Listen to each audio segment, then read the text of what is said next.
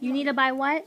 I need to buy her shoes, our shoes. Sit down. I can't see you. Mom, I need to buy her shoes. I need to go Disney store buy her shoes. I want to take her there. You want to take her to the Disney store to buy her shoes? It's your fault you lost those shoes. And just buy one. Talia, they don't sell just little shoes for Barbies.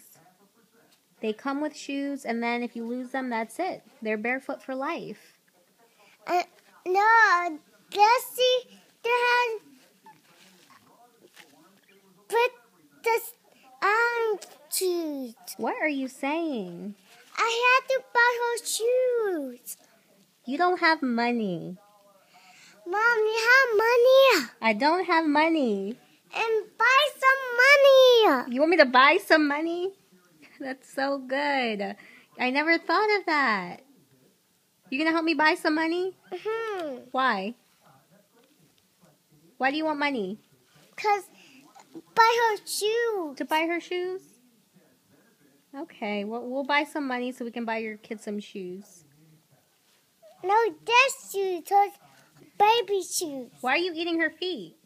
Because I see her fingers. Those are not fingers. Those are toes. Can I eat you?